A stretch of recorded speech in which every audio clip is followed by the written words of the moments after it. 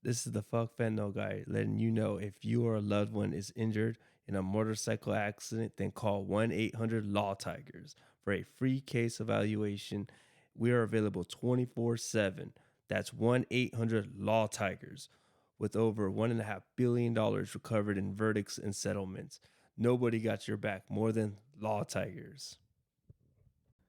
This episode is brought to you by SD Sober Living. If you or someone you know needs a safe, supportive recovery home, then reach out to SD Sober Living at www.sdsoberliving.org or call 619-334-9869.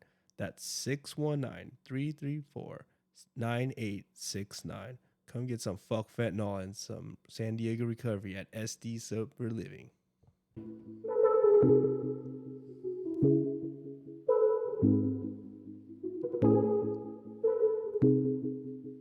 Take what you wanna. Take all the things you gave back. I don't even wanna.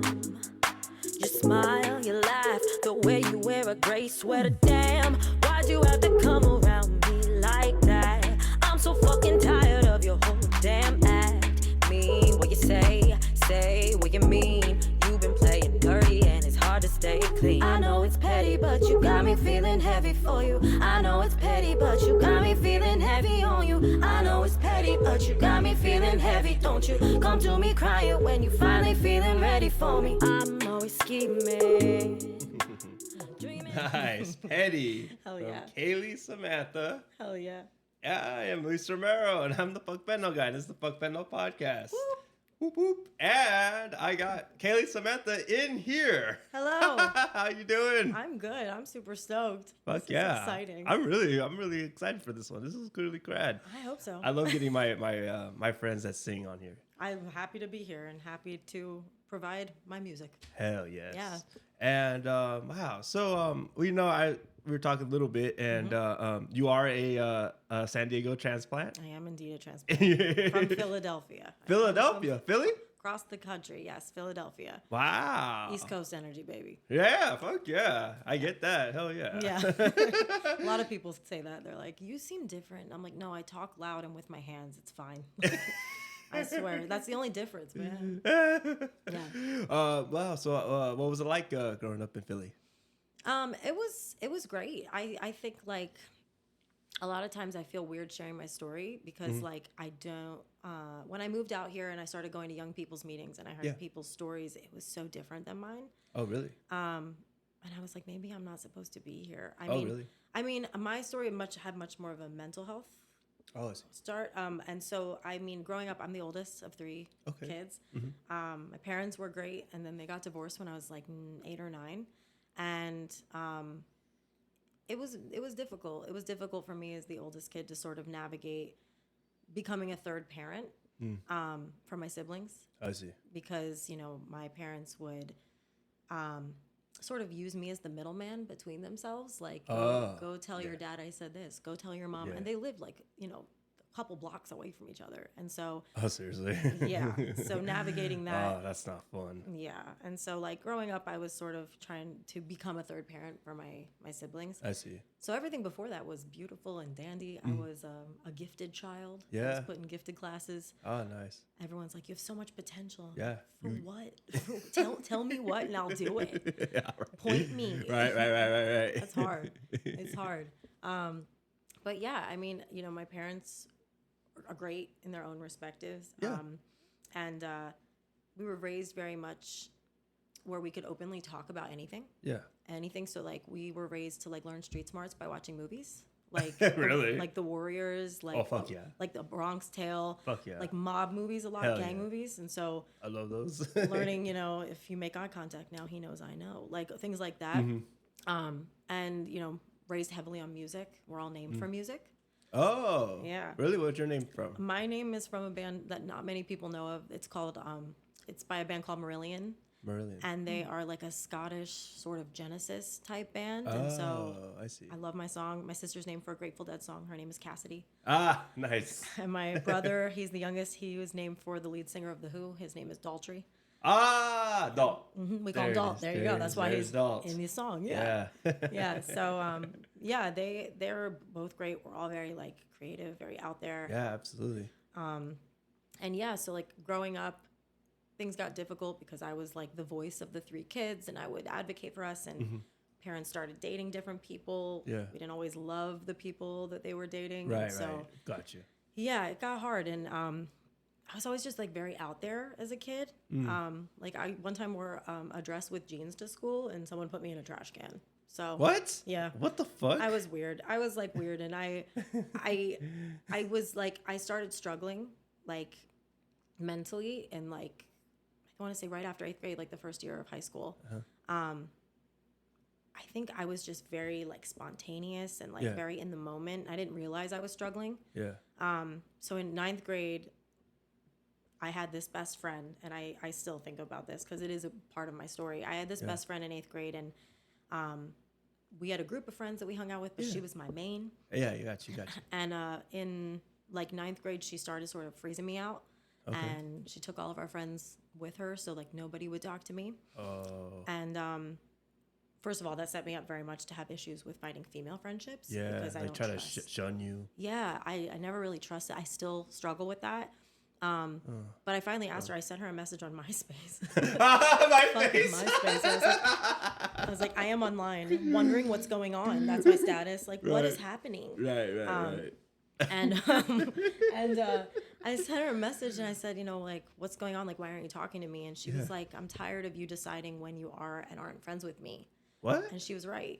I look back now. Back then, I blamed her for my mental health issues. I blamed her for my addiction because that moment like spiraled everything for me. I felt very alone. Yeah. And I'm a very prideful person, as most of us are. And I was like, I couldn't apologize at the time. Yeah. And she was right. Like, that's kind of how I treated people. Like, when they were of use to me and when they were, you know, a tool that I could use in a social setting or whatever, I would be happy and friendly. Right. And when they weren't, I didn't need them. I see. And so that kind of played a part throughout the rest of my life. So that rubbed off on her, and she said something about it, you know, and good for her, honestly. Yeah. But I stopped really trying to make friends, and I was diagnosed with social anxiety. Okay. And so my father, who is still learning about mental health, okay. My mom has always been like my champion, my supporter. She advocates for me. My dad threw me a surprise party because he said, "No, you don't be anxious because social here. See, you have friends." I came home and there were a bunch of people in my house. It was worst nightmare. Oh my God. I went to my room. Okay, it gets worse. I went to my room and I closed the door and I hid. And he knew I liked this boy, and he had the boy come knock on my door. He's like, "Kaylie, your dad says you should come out." I was like, "This is a fucking nightmare." Oh my God. Brutal. It was not cool. Fuck, dude. Yeah. So that just made things worse. And then I love school, but I stopped being able to focus.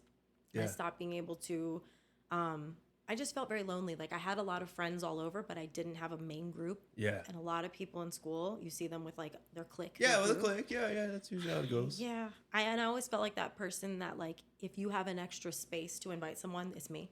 Like, I'm not the first one you think of. You're like, well, we have room. We can, like, Kaylie's around. Yeah. Which you're reserved. Yeah. And now looking back, I think a lot of it was in my head. Like, of course, most of us. Of course it is. You know, like, it's made up. But I got angry at a lot of people, and I didn't know how to control my emotions. Were always swinging. So I was then diagnosed with depression, which was fun, probably accurate, very great. I couldn't go to school. A lot of the time I had a note from a doctor that said, "Kaylie sometimes struggles with depression and anxiety. If she can't be in class, she can go to the library, or she doesn't have to be in school." And I milked that shit. I was like, "Kaylie doesn't have to be in school. Kaylie's not going." Yeah, right. Fuck yeah. But I was still totally struggling. And then I was diagnosed with bipolar disorder. Yeah. And then finally, towards the end of, high school, I was diagnosed with borderline personality disorder, which honestly at the time, not many people were being diagnosed with openly. Yeah. And it felt like it fit because for me, it was curable. It was not curable, but you can live with it, learn to live with it, and you can do therapy to treat it. Yeah. So I started going to therapy. I was doing group therapy. I was taking meds. I never really drank or used in high school. Wow. I think because I just didn't have the friends to be around it. Right. Like I right. didn't have anyone to I didn't have that. You rather just isolate. Yeah. I mean, I was stuck in my room. I did a lot of puzzles. I started smoking cigarettes. That was my first thing. Oh, okay. And I tell you, I used to go to my window in my room because like my room was like my sanctuary. I would Yeah. go manic in there and do Yeah. weird projects. And then Yeah. I would open the window and smoke a cigarette. And the first time I smoked a cigarette, I swear it was like that Seal song. It was like, ba-da-da-da-dum. I was like, yo. Yeah. Yeah.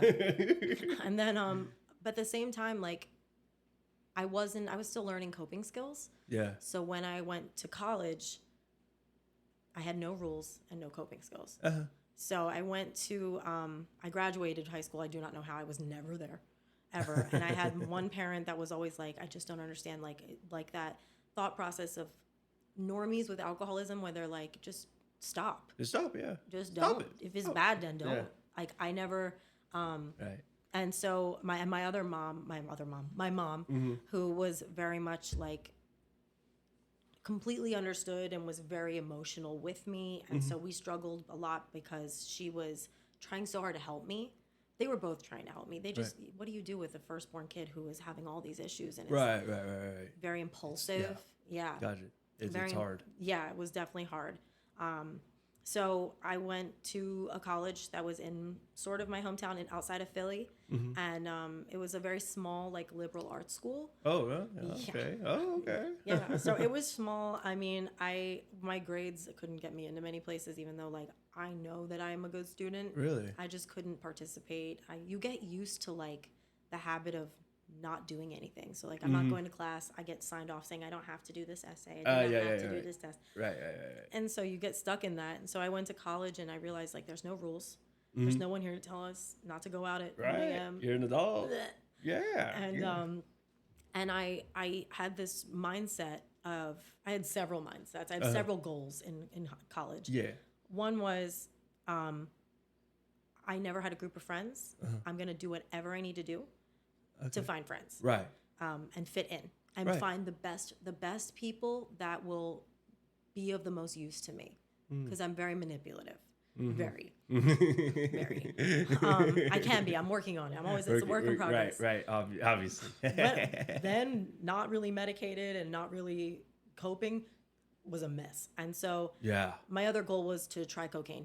Oh, okay. That was That was a goal? A college goal? Yes. Yeah, dead serious. It was like first day. I was like, oh my God. Because growing up, I remember I said that, like, you know, my parents showed us movies to teach us street smarts. Oh, yeah. At a very young age, they made me watch Pulp Fiction. And I think I got the opposite message. I don't think I got... Oh, yeah, like that the drugs are bad? That just don't snort things because you never know what it's going to be. Yeah, but I was like, if she picked the right bag, she would have had a great fucking night. Like, she did it wrong. Would have been... And beforehand, when she went up, she said, I said, God damn. I was like, that is the vibe I want to feel. And I was like, I'm going to hunt this stuff. So you're going to be Uma Thurman now. Yes, that's what I want. Isn't that crazy? That's what I wanted. It was romanticized. I was like, shit. Gimme. So yeah, I mean, like the first night we drank with a group of people, of the brand new freshmen moving in. And I was like, oh my God, people like me. I don't feel anxious. I fit in. It's that classic, you know, like everything goes away and I'm awesome. Yeah, right. And I loved it. I was like, you know, I was always very impulsive before college, but now it was like, I don't have to do shit. Like I can hook up with whoever I want to hook up with. I wanted to feel powerful because I had never felt powerful. Right. I felt very outside growing up and I felt just very misunderstood. And I was like, I'm going to be powerful. And so I made friends with like, the school was really small. It wasn't like a school that had major sports teams. There was no Greek life. Right. It was just crazy arts kids in apartments doing hallucinogens and painting each other, putting clay on each other. Like it was out there. It was like those future like trippy animation people. Yeah. There was this one girl. We had some sports teams. There was this one girl who was my roommate for a while, and she convinced the soccer team to take like plaster molds of their dicks. And she put them up as like white on the wall, like it was a viewing, and the art piece was like one armchair and then light, and then one person at a time could just sit there, and like there was no names on them, so you just look at dicks. Like that's the kind of school this was. Wow. To give you an idea. Okay, got it. So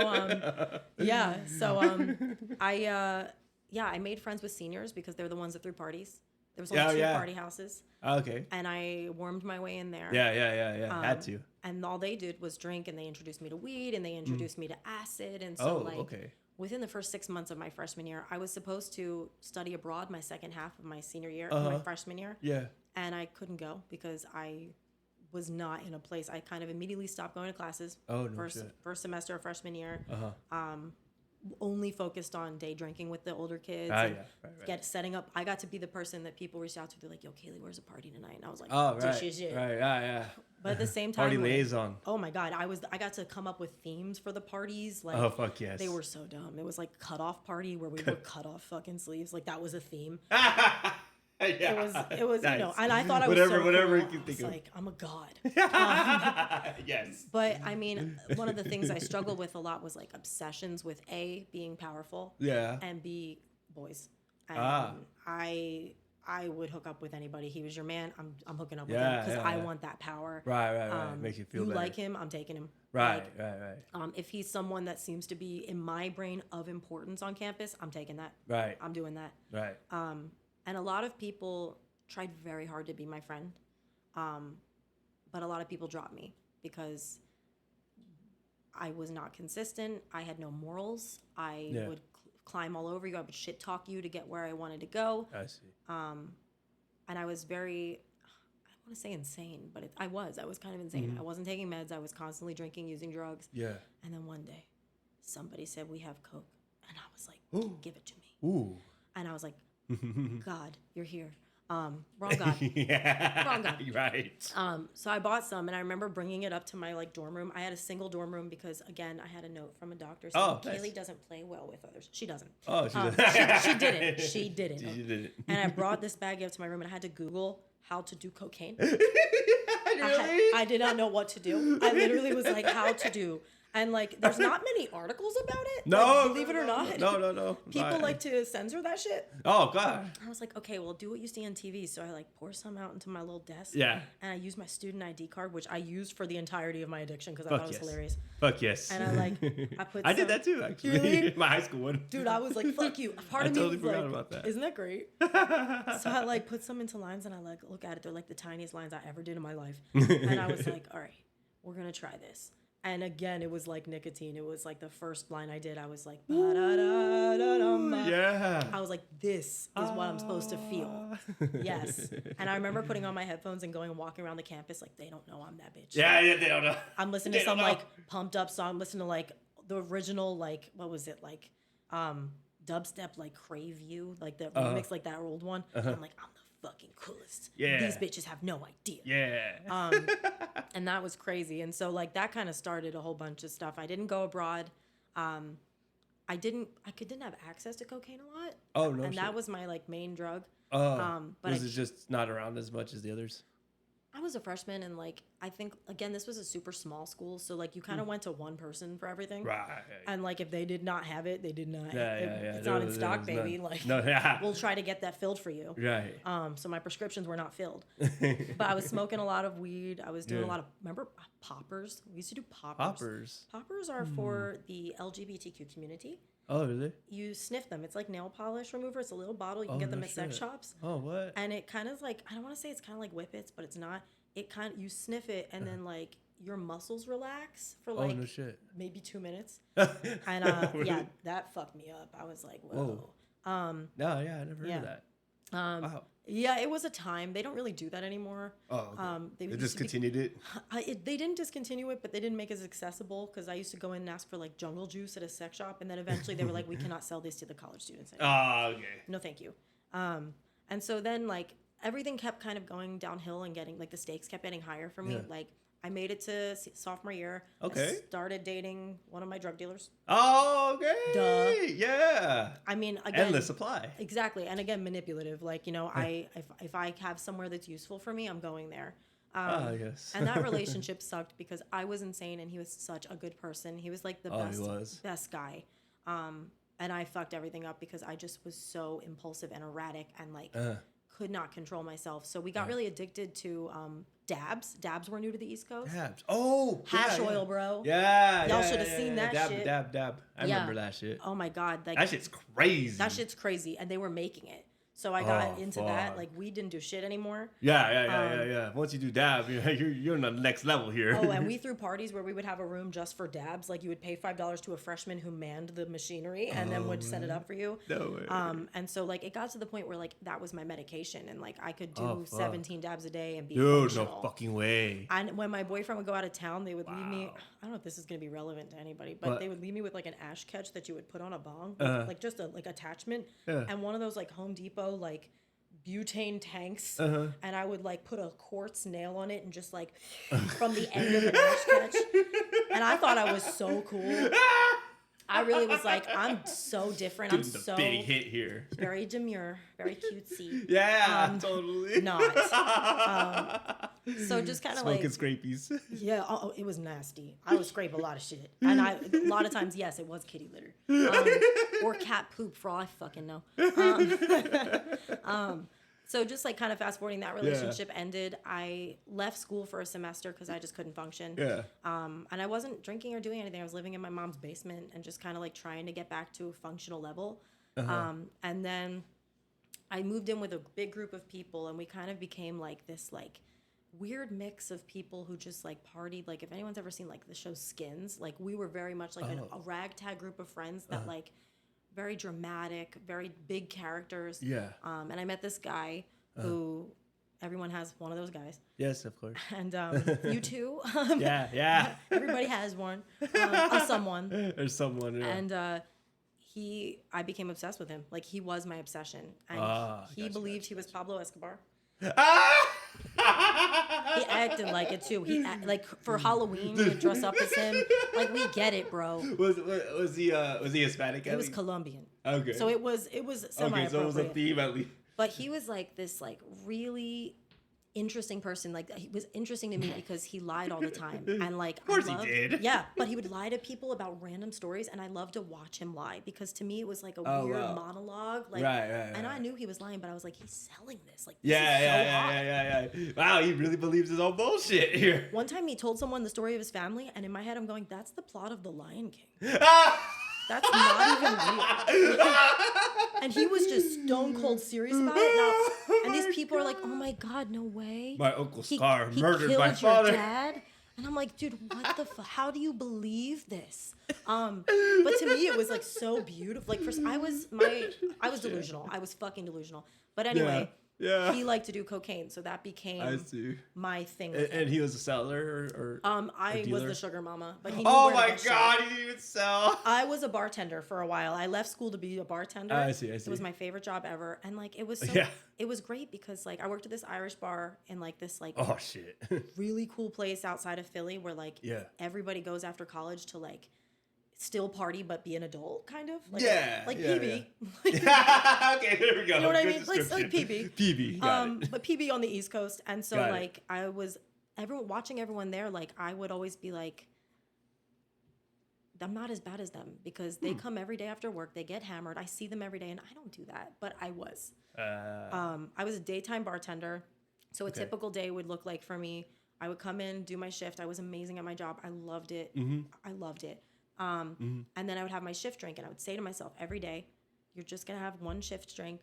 And for some reason, I always started with White Russian, which why would you start your drinking off with like cream? Like what is wrong with you? Yeah. Not good for your stomach. No. And I was like, this is going to be great. And I would get like a shot, and I would get my little shift drink, and I would say, you have to walk home. Go walk home. But then the regulars are there after happy hour, and they're like, let's buy rounds. Let me get you a drink. Yeah, of course. So within like 3 hours, I'm like, who's got Coke? We knew a guy. At one point, we had a delivery system. Like, we had a guy who would deliver. It was, like, really cool. Wow. Like, the pizza man. We'd be like, the Coke is here. Yeah. Let's go. Yeah. And I was hanging out with a lot of guys, and, like, I was still very erratic and impulsive. And And every day I would say, even if you have your shift drink, you're not going to do Coke tonight. And so, like, my ex-person, the guy, would come by, and I would end up buying everybody Coke, and we'd have a crazy night, and we would chain smoke cigarettes. But they would always be able to go home and like work functionally the next day, and they would be able to fall asleep. And I couldn't. Party kept going. No, I couldn't stop. And it got to the point where I would tell people, I would tell my guy friends, if I ask to get more Coke tonight, do not let me. Physically, don't let me. And the next day I would wake up and they would have like bite marks on them. They would be like, I tried to stop you. That's the obsession, dude. They would be like, you know, if you stand in front of me, I'm going around you or going through you. Wow. And I would physically hurt people and I would not remember it. Just revert to an animal. Yes. Like, and that was what I didn't realize set me apart from everyone else. I thought I was like so glamorous. Of course. You're like, oh, hey. I was like, we just do coke, we get crazy, but it stopped being fun. It got to the point where I lived alone. I had a kitten. I couldn't feed him. My mom would come over at this went on for like a year. My mom came over at like 4 a.m. She would just rub my back while I came down from coke, and I would shake. I couldn't move, but I couldn't stay still. Yeah. I had to move. Like it was, and I couldn't feed my cat. I couldn't lift him. I couldn't give him food. She would feed him for me. Wow. I would set up the night before going out. This is disgusting, but this is the truth. I would set up like a trash can with a bag in it because I would know I wouldn't be able to walk to the bathroom, and I would put toilet paper there so I could piss in this trash can or vomit bile into it. Yeah. Luckily, my mom never said like, we have to send you to rehab. You have to stop. She just kind of said like, when you're ready for help, you tell us. And it was every night, and I kept telling her, this is going to kill me. This is going to kill me. And luckily for me, it was honestly right before people started lacing shit with fentanyl. Yeah. And I feel very lucky that I stopped when I did. Right. Absolutely. But it got to the point where every day I was skinny. I lost so much weight. I was still very impulsive, putting myself in situations where that's another part of the obsession. Like something terrible would happen one night. Yeah. And I knew it wouldn't have happened if I hadn't drank or done drugs. Right. And I went and put myself in the same position the next night. Right. And that's the thing, like, you know, I tell a lot of my sponsees, like, you think of the worst thing that ever happened to you or you ever did while you were fucked up. Did you drink again after that, knowing that could happen or worse? Right. Yeah. And I did that, and I kept telling my mom, it's going to kill me. It's going to kill, like, my family was mad at me. I couldn't save any money because I was making cash, like, every day as a bartender and spending it right away. And spending it immediately, yeah. And it got to the point where, like, again, it wasn't fun anymore. Like, I knew everybody was going to, I dreaded everybody going home. I still have that weird sense of, you know, when you're at a party and it starts to, like, quiet down and you can tell people are going to go home soon. Right. It's like a weird fear of mine. It triggers that fear in me because like I would still be doing coke and like smoking cigarettes and I would like come up with games to beg people to stay. Right. Because when you come on, guys. When you all go home and you can go to sleep, I have to sit here and like deal with the come down and the consequences. Please don't leave me. Yeah. And you know, I didn't have any real friends at the time, and so finally I was like, you know, Mom, I think I got to go to rehab. No shit. And I was delusional about rehab. I thought it was, again, so glamorous. Oh, really? I posted. I went to a nice place. Yes. I posted on my Facebook, like, please, if you text me and I don't answer for 30 days, I am in rehab. You can write to me here. It was like my brain was set up. My life, like I had friends that tell me, Kaylie, you can't keep thinking of your life like it's a movie, and I did. I really. They're like, the credits can't just roll. You have consequences, and you don't face them. Right. I hurt a lot of people. Yeah. Lot of people. And I had no shame. And so I looked into rehabs. I went to one in Tennessee. It was very nice. Oh, cool. It was called The Ranch. Ranch. It was a very ritzy-ditzy rehab. I had a horse there. His name was Jake. You had a horse? Yes, I did. And I loved rehab. Yeah. Because to me, it was like a camp for adults. Like, they tell you when to eat. They tell you when to talk about your feelings. They tell you when to sleep. We're like, and I was like, I love schedules. I love routine. My life has not had routine. Right. And I went there, and we went to meetings in Nashville. We went to, cool. It was my first taste of everything. Oh, I see. And again, as I do, I tried to learn AA because I wanted to fit in. Right, if this is what y'all do, then I will do it. I'll do it, yeah. Gotcha. And I didn't think I had a problem with alcohol. I thought I had a problem with coke for sure. Right. And a problem with this boy. So I left there going, I'm back, but I'm not an alcoholic. I can drink. Were you still dating that guy? I cut him off. But being the delusional person I was, every now and then I would message him. Or gotcha. Is he looking at my Snapchat? Yeah. And so for a year I drank, and most people say they started doing drugs alcoholically. I started drinking cocainically. I started drinking the way I would do Coke. Oh, I see. Nobody would give me Coke. And so after a year of this, you could drink now. Yo, I was awful. I could drink more than most people, and I would stay awake and I would beg people for Coke because it evens you out. Right. No, everyone cared. I need balance here. Yes, like I need to keep going because that's how we are. Like I don't want to stop. Like right. And what's it called? It got bad. It got really bad very quickly. I wasn't like drinking every day, but when I drank, it was like until we run out of money or I get killed. Right. I'm not going to stop. Yeah, absolutely. So for a year I did that, and then right at a year mark anniversary of leaving rehab, I reached out to that guy because I knew he was the only person that didn't care about me enough to give me drugs. And we did. It was the worst night of my life. People say you relapse harder and faster. It is so fucking true. Yeah. And it was one night with cocaine. Yeah. I put myself in positions I never wanted to be in. I lied to people saying I would pay them for the drugs later, knowing I never would. Block them immediately. Right. One night, I end up back at the guy's house, and I looked at him, and I was like, I've never felt more disgusting in my life. And thanks to this program, when I think back and I think, like, if I ever have the thought, like, dude, I miss cocaine, immediately the feeling of that night comes back instead. And it's just shame. It's, it's disgust with myself. He fell asleep because they always could, and I thought I was very close to like heart failure. I'm sitting in his dark, weird basement that I had used to love to be in, and I couldn't move. I felt, I thought I was gonna die. I really felt like my heart was going too fast. I can't wake him up because I can't speak. So I got my phone. I send a text. I choose to text. It's like 4 a.m. I text my dad. I figured in the moment, I realized my mom is going to coddle me in this moment. She's going to be like, baby, it's okay. I needed someone who was going to make me feel the way I would deserve to feel in this moment. It took me 40 minutes to send him a text. Okay. It was the longest text of my life. I still remember it. And it was basically like, I lied to you. I'm at this guy's house. I did do Coke. I am not sleeping over at a friend's. I am scared. I need you. Yeah. He got out of his bed. He came and got me. It was the longest 20 minutes of my life waiting. I was like, every second was fucking hell. Right. I stole the guy's box of tissues. My dad brought a bag for me because I was puking. But you puke nothing. It's like wine drunk. You puke like nothing. It's right. Whatever's in there. Oh, it's awful. And he gave me shit. He said, what's going to be different? How do you feel? Be honest with yourself. And what are you going to do? And I was like, I'm going to do this.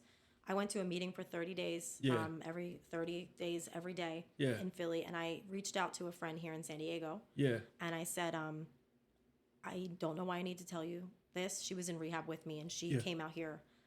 Okay. I said, I don't know why I need to tell you this by relapse, and I don't know where to go, what to do. Yeah. And she said, if you get 30 days sober, I'll get you into sober living in San Diego. Oh, no shit. I still to this day do not know why my parents agreed to send me out here alone, knowing who I am. Right. And what I do. Right. But they did, and I lived in a sober living out here. I didn't go to rehab out here. I just jumped in, and I was faced with a decision. I was like, you can either continue to be a chameleon, or you can be yourself, and you can do what these people say that works for them, or you can die. Like, that's it. Right. That's your choice. And your parents aren't out here. No one's here to coddle you. No one's here to save you. You don't know anybody. I came out here with nothing. Right. And I chose to do it. I lived in a co-ed sober living. Oh, yeah. I remember you telling me. 11 people. It was great. It was like a family. It was very like much a beach house. It was like right in Claremont. It was really, really. Oh, cool. Yeah, it was a good vibe. And the manager was amazing. And he was like very much like a father-ish figure to me out here. Like, he directed me because I was boy crazy when I first got. I thought it was gonna be like Lords of Dogtown out here. It was not. Not at all. I was like, I'm gonna find a surfer skater boy. Nope, I didn't. I found assholes in the rooms. Oops. My bad.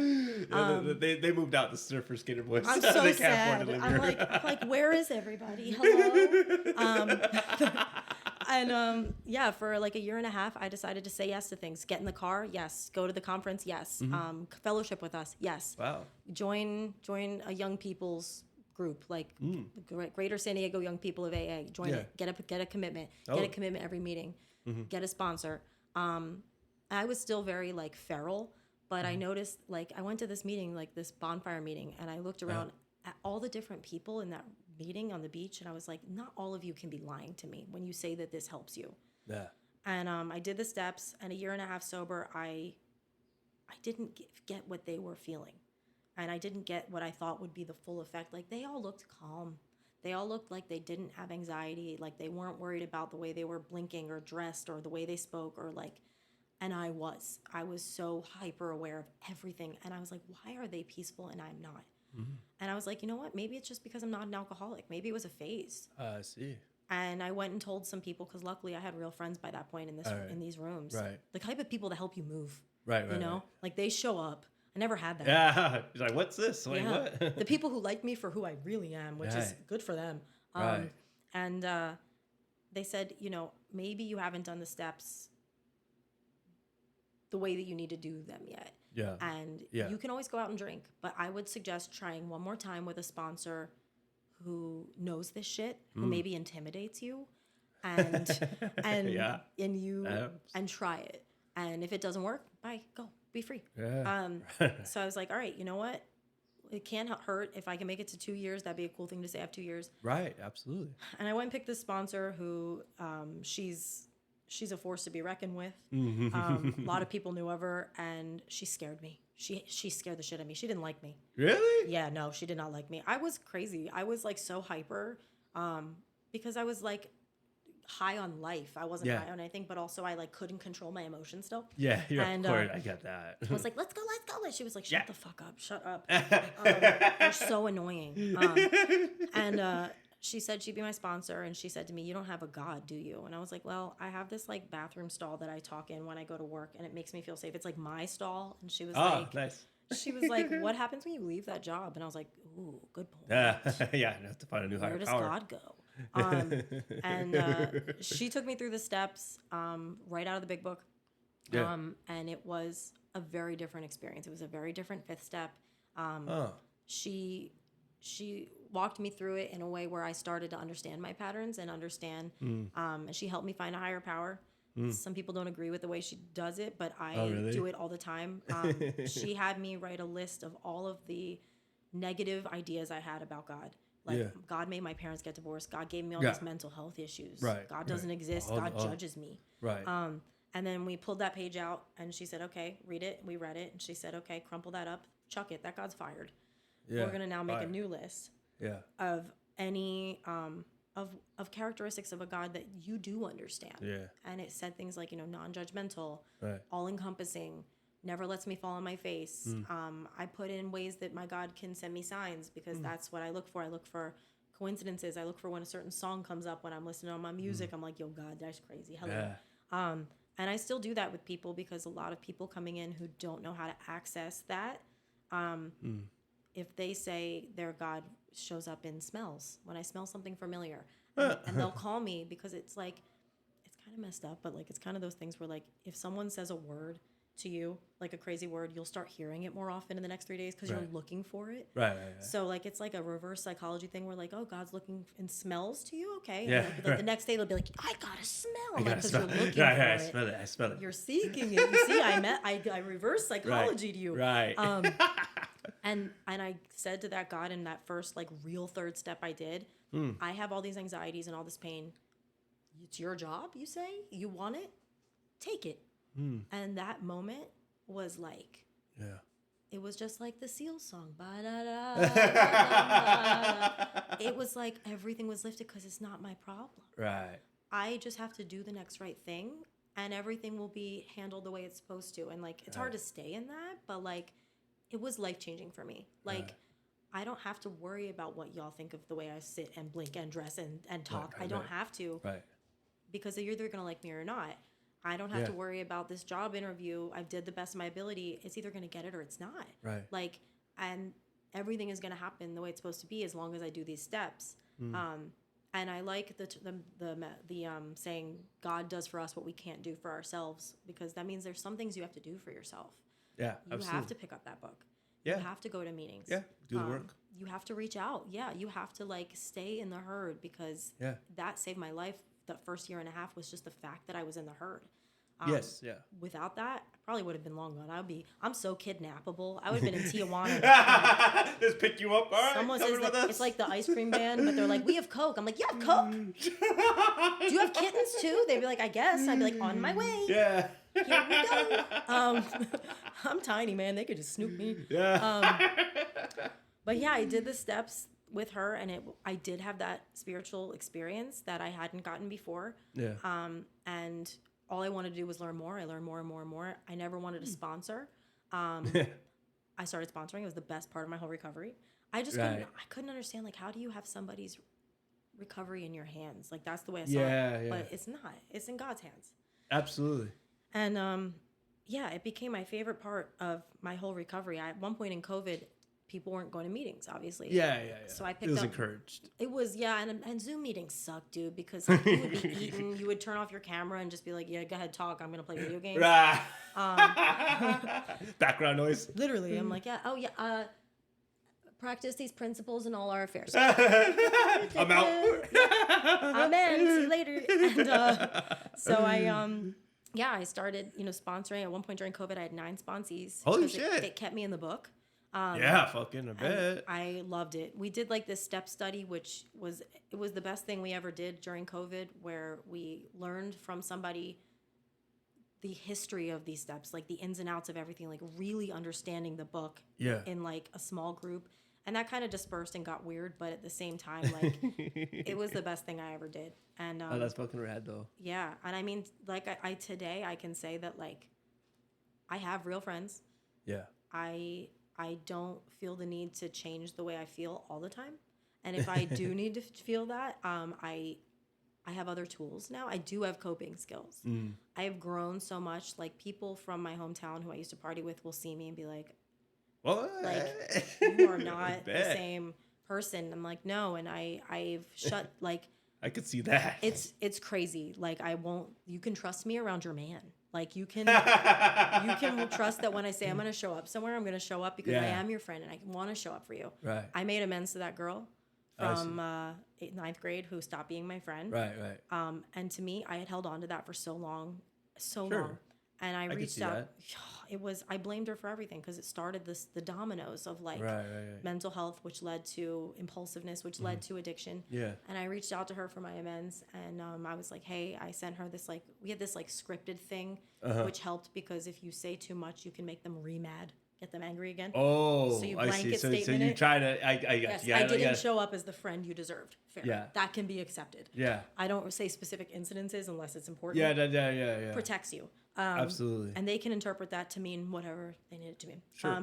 And she literally was like, I don't know what the fuck you're talking about. And I was like, oh my God. That's so funny. Like, it's not even like thought of her mind. I held on to this for 15 years, not 15, 10 years. Yeah. And it was like mortal enemy. Like, I will teach my children to hate your children. Yeah, I have to hate you. It's a blood feud now. Yeah. And it was it'll go on forever. Nothing to her. It was That's nothing. So fucking like hilarious. and I realized then I was like, oh my God, all of these, like, I really did see my life as a movie. Like, that's how I viewed everything. Right. And and yeah, I mean, like, that's something that I was able to do. I was able to make amends to my family for everything I put them through. Friends, people I've hurt in the past that I never thought would speak to me again, and we had great conversations about it. And it's hard, but like, every single step made a difference into how I feel. Another thing I learned is if you take your meds every day, they work. What? Who knew? What? And if you don't drink, you don't fuck them up and like make things worse. Yeah, they'll cause a chemical reaction. I was like, who knew this was a thing? And so, yeah, I mean, nothing's been perfect. I mean, I've had a lot of different jobs out here. I've had struggles with money. This year's been really tough. Oh, shit. Everyone's in that boat, man. San Diego's expensive. Yeah, I know. But I'm not the kid that my parents worry about anymore. Like, it's not me. I'm not the one that they need to come over and rub my back or they need to pick me up from a random guy's house. Like, they know that I live out here and I've made stability for myself, independence. Like, I don't ask them for money typically until things get really bad. Yeah. But they know I'm okay. And like, that is very weird. And it's still weird because like when I was in the addiction and like the cycle of mental health, all I wanted, I would pray every night to a God I didn't believe in. Right. I just want one day where I feel normal. Right. Where I'm not going to wake up and not be sure of what damaging action I'm going to take, whether I'm going to like hurt a friend, Right. do a bunch of drugs. If I'm going to, I just want one day where I'm not scared of my emotions and my brain. And I have that now, but it's still weird because part of me like still misses that chaos. Of course. Because I was so used to it. Yeah. Years and years. Years and years. But now I'm in sales. I work in a corporate job. Holy shit. I'm starting a new job next week. Oh, fuck yeah. I'm like big girl, wear nice pants, go to yeah, nice pants. work with law firms. What? Like selling big deal stuff. And oh, shit. And I have my own apartment. I have 2 cats that I can feed and take care of. Yeah, and that's lift. Right. And lift. I have a lift, yes. I have a great circle of friends. I've learned to sort of channel my energy of like how much I give to people because I was such a people pleaser, and I try to show up as authentically as possible because I do like who I am now.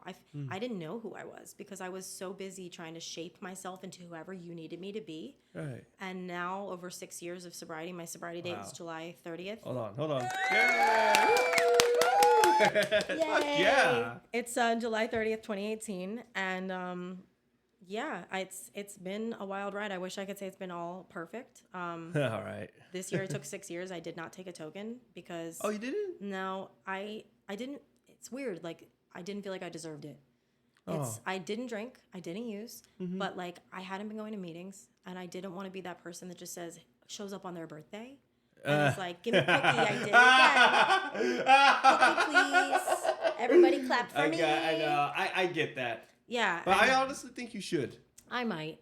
I just started going. I think you saw me. I did. Luckily for me, I reached out to friends of mine who are really annoying and really on fire for this program always. And I was like, you need to force me to go to meetings. You need to hound me. You need to make sure I show up. Call me a million times. And I started going back. I got a new sponsor now. I see. Redoing the steps. Nice. And I feel better. I still might go back and take a token, but yeah. Because I didn't do it for years, and I is that exact thinking, that exact same thinking. I'm like, dude, I'm not even going. I'm not around, like, and I don't feel like I earned this. And I get that. That's the disease, though. That's like, it is. You didn't deserve it because you shouldn't even have it. You should go do it. Go out. I took my first token like in 3 years. It was like it was right after my best friend died, and I literally was like, I'm just gonna take a token for him. Yeah. Because I don't deserve one, but I think I like that, and I think he did.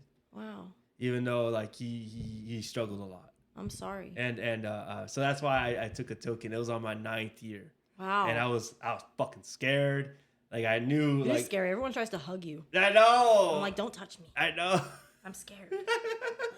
And I was like, oh, I'm not gonna take this fucking token. I don't want to take. I was like having second thoughts, and then I just did it. And I told the truth. I'm like, look, I haven't went to meetings like regularly in years. I just I don't have a sponsor. And I didn't at the time. I didn't either until last week. Yeah, right. Mm-hmm. And I felt embarrassed and ashamed. Yeah. And I swear to God, in my head, I created a scenario of like all these things that were gonna happen. Everybody looking at you, being like, get out of this. Yes, exactly. Get the fuck out. We don't take you. Right. Seriously, and that didn't happen. It didn't. They don't. They give you a hug. And it's in your head. It's again those like imagined things that like are not real, and like the second I went back to the meeting, the first meeting I went to God's Garage. Oh, nice. Where I started going to meetings. Nice. And I was like, home. Yeah. It felt nice. And like, you can only go so long, like, with money being so tight the last couple of months, that messes with your head. And I should have been going to meetings this whole time. Right. I should have been reaching out more. Right. But like, instead I do what I do, and I get depressed and I isolate and I sleep and I stay in my room and I get manic, just like the girl in high school. Right. And that does nothing but make more pain. And it's like, how much, you don't have to be in this pain. Like, even if you're, people act like they have 10 years sober and they got it all figured out. You don't. Like, life is gonna life and things are gonna happen. And I got in a car crash. I got some bad health news this year that was like a scare. Yeah. And like, I just was like, I'm just going to shut down. I shut down from everything. I got out of a bad relationship like about like a year ago almost. And, it was very toxic, but like I shut down from dating. Like I shut down from everything. And I'm like, I need to get back to myself. I need to and the first way I know how to do that, go to a fucking meeting. Yeah. Talk to an alcoholic. Right. Do steps again. Right. It can't hurt because I learned that at a year and a half. It's not going to make it worse. it's going to help. Yeah. And it already has been. And like, I'm not ashamed now to say like, you know, that I haven't been around for a while. I'm back and nobody gave me shit. Everybody was like, good to see you, dude. And I was I saw you. I was like, hey. I know. I was like my third meeting I went back to. And I'm happy that I can do that. And I'm hoping with this new job that I can still create a schedule to go to meetings. Yeah, right. And start being social again. And maybe find a boyfriend or something. But like, I have so much of my own shit that I like. Right. It's hard for me to be like, I can't hold your emotional shit too. I cannot do it. Right. But yeah, so I mean, and I've been trying to find creative outlets for myself as well, because apparently I've had so much potential as a gifted kid, and I didn't. Yeah, absolutely. And I learned because of AA that like my purpose, it says it in the book, is to help other alcoholics. Carry the message. That's my purpose, and everything else is extra. And so for someone who always was looking for direction, that cured a lot of my issues in my head. Was like, you don't have to do anything else. Your now purpose from here on out is to help other people recover. Yeah. And I was like, oh my God, like I can do that. And I like doing that. And now, like, you know, I am working on writing a book. I like to write. No shit. Really? Yeah. I go to the library every Saturday and I write. Oh, no fucking way. What are you trying to write? Kind of like a fiction book that's kind of like romantic. I tried to write a mystery, but like I could not untangle my own thoughts. I couldn't solve my own mystery. And I was like, bro, until no, thank you. Yeah. So now I'm trying to write something that's like modeled after kind of like some of the romantic books that I like little funny ones that are like that speak the way I speak now. Right. I like that shit, and I make music. Yes, I was about to touch on that. That was my song. Yeah. Which has been a great outlet because I love singing. I love the arts. Yeah, you have a great voice. Holy shit. Thank you. I'm working on an album, so I only have like a few songs out right now because you know, life is crazy. I work with my brother, who's in Philly. Check out DALT, DALT. DALT. His music is amazing, and he has albums and albums of that good shit you need. So trust me. Yeah. Shout out to DALT. Shout out to DALT. And he helps me record. I send my vocals to him on the East Coast. He creates and masters the songs for me with his little record label. Wow. And yeah, and so it's just been a great outlet for me to have that creative side of me still. To write, to do this, and you know, because working corporate is never who I am. I mean, I don't think people can see me, but I don't look very corporate. No, I don't get that. No, we're looking at you. And I never wanted to be. I wanted to do, but like that's where money is, and like now, I need it. Hey, yeah. So yeah, I mean, right now my goals are to keep exploring creativity. Awesome. Honor that stuff. Be social, be in my friends' lives. Yeah.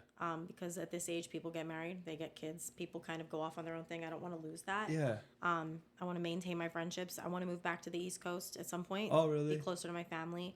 Nice. And I just want to feel normal and continue doing that because this program has provided me that. And that, if anything else, was all I could have ever asked for. Was everything I prayed for as a kid was just one day of not being afraid and feeling normal. And now I have that almost every day of my life. And I wish I could go back and tell that girl, like, you're hiding in her room, smoking cigarettes out the window, like making scrapbooks because she doesn't have friends. Like, it's going to be okay. Like, you are going to get that.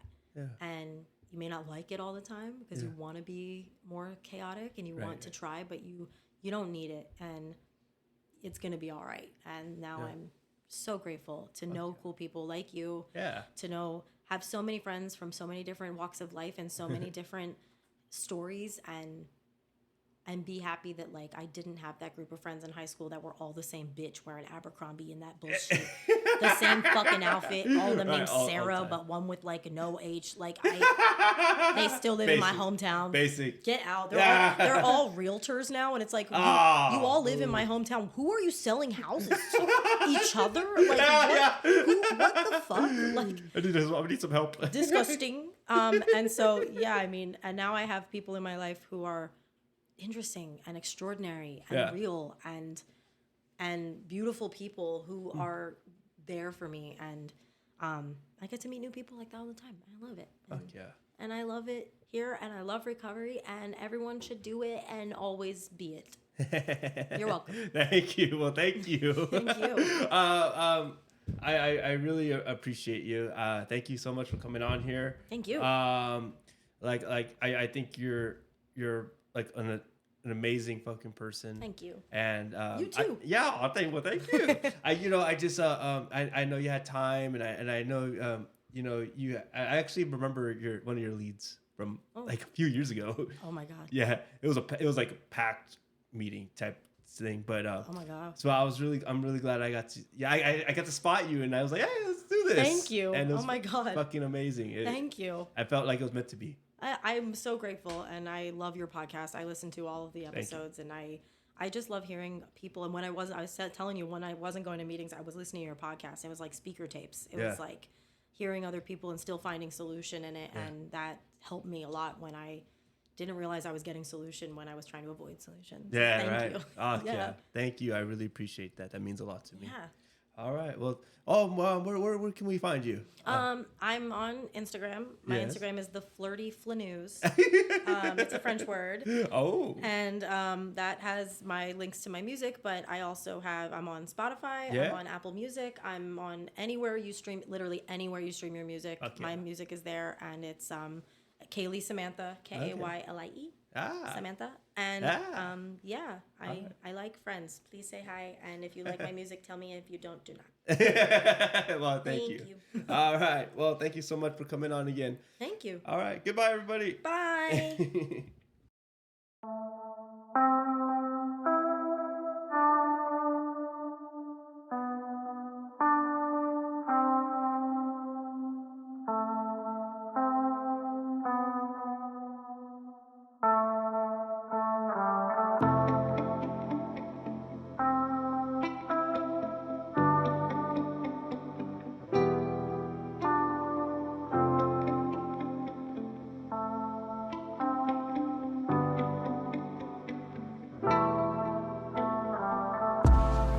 Poolside honey in the bright sunlight, smooth talking man looking out of sight. Thought I wouldn't notice, but you just don't right. Like you're so polite. Said I wouldn't leave you, but you knew too much. Ain't it what I always say? Told you that I needed you to feel that rush, but I walked away. You can keep the sweater on. Shake down, baby, shake down. No one's ever really gone. Break down, baby, break down. Magnets moving in the dead of night, keeping my attention with the words you write. Asked me if I'd marry you, I said I might. Like you're so polite, got me feeling dizzy with your neon lust. You know nothing gold can stay. Diamonds are forever till they start to rust. So I walked away. You can keep the sweater on. Shake down, baby, shake down. No one's ever really gone. Break down, baby, break down. You always said I was the best one. You always said I was your favorite. I send my sorries to the next one. In spite of me, I hope you made it. You always said I was the best one. You always said I was your favorite. I send my sorries to the next one. In spite of me, I hope you made it.